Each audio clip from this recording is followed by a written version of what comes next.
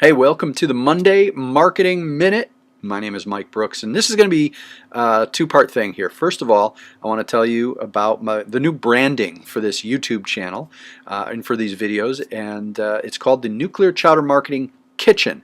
First of all, it's fun. I like to make these a little bit fun and entertaining for you, but also I love the idea of a kitchen here. What do you do in the kitchen? You follow a recipe. And great marketing, great internet marketing, great regular marketing is all about following the right recipe. So when I bring you these videos, I'm going to bring you things that you can follow to help take your marketing and your business to the next level. Simple recipes, simple instructions for you to follow and have great success with. So that's what the Nuclear Chowder Marketing Kitchen is all about, and stay tuned for more videos from the kitchen. Today we're going to talk about images for the Monday Marketing Minute. And later this week, the podcast episode that's coming out will be with CEO and founder of rawporter.com, Kevin Davis. And Raw Porter is an interesting platform where you can buy and sell images. You can even get images for free. You can even request images that you'd like. It's a very neat system, very nice platform that helps folks who need images. And if you have a website and you have a blog, you have a need for images. You're using images all the time. I use images every time I make a blog post, and sometimes I blog every other day. I'll go times where I blog every day, and I need images for my blog, and I have to go out there and get them. Now, what people don't realize, some people don't realize, is that you can't just go out there and Google an image and take an image. You have to pay for it. You have to have a license for it. Sometimes you don't have to pay for it, but you have to have a license for it. You have to have permission to use it. And there's been some very big cases where companies have lost a lot of money from using images, from borrowing images. So do that at your own risk. I'm going to show you in today's Monday Marketing Minute how to make sure you're getting images that are legal for you to use. So here we are at Google. Let's say we're doing a blog post, or our website is a animal website, like maybe we're a veterinarian and we need pictures of dogs and cats. So we might do a Google search on dogs and cats.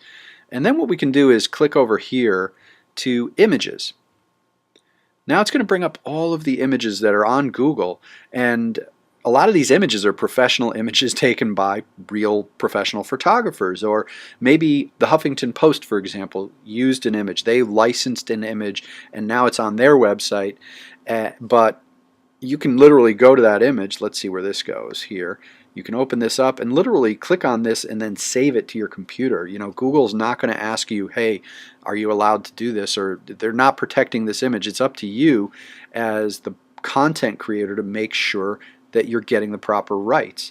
They make it very, very easy for people to do, which is why a lot of people do this. Now, Getty Images, iStock Photo, all of these places, they look for people that are using their images illegally, and many, many people use them illegally. So what happens is, or what can potentially happen, is they'll send you a bill.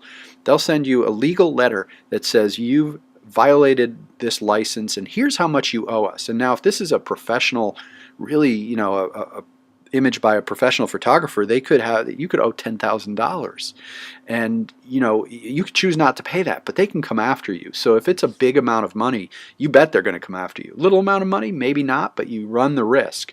So what we want to do is come over here to this little gear setting on Google, and we want to go click that, and you'll see the advanced search here. Now if you want the advanced search, you can also just literally do a Google search on advanced image search, and up it will come, or you can go to google.com/advanced_image_search, and it'll bring you right here. And then you can type in some advanced features, but if you scroll way down to the bottom, you've got usage rights. And what we're going to do is we're going to select free to use, share, modify, even commercially. So if you don't want to modify it, you could just say free to use and share even commercially. So let's select this one, and then we're going to filter it out. And now the things down here are things that are free to use. You're going to have to go into the rights to make sure you understand how to attribute the rights in your content, in your blog post, or ask for permission. So you do have to, and you can see this is on Flickr.com, and a lot of things on Flickr are free to use, but do a little bit of investigation to make sure that this person didn't just take an image that was a professional image and put it on their Flickr account. Make sure it's a real, that the rights are there. So you can do that by visiting the page and just doing a little research on the page to figure out who is the owner of this image. And then they give you the rights to use it. Here's another place that you can go, wikimedia.org or commons.wikimedia.org. And Wikimedia Commons is a database of, looks like 19,451,000 freely usable media files to which anyone can contribute. So you can go in here and find images, sounds, videos, and things that you can use. You still have to make sure that you understand the licensing rights. So you're going to have to go into this picture, you're going to have to look at it, you're going to have to read what the requirements are, and some of them will say this is free to use only if you're not using it commercially. So you have to decide. It's got all of these different attributes that, or different permissions in here, and it can be a little confusing. So do your research when you're searching for images, and make sure you understand who owns the image, what kind of rights you have to use them, and how you have to attribute the rights, which means on your blog or on your website you may have to put this image was by this, used by this company, and here's the link to the company, and you may even have to tell the original photographer or the original owner of the picture that you're using it.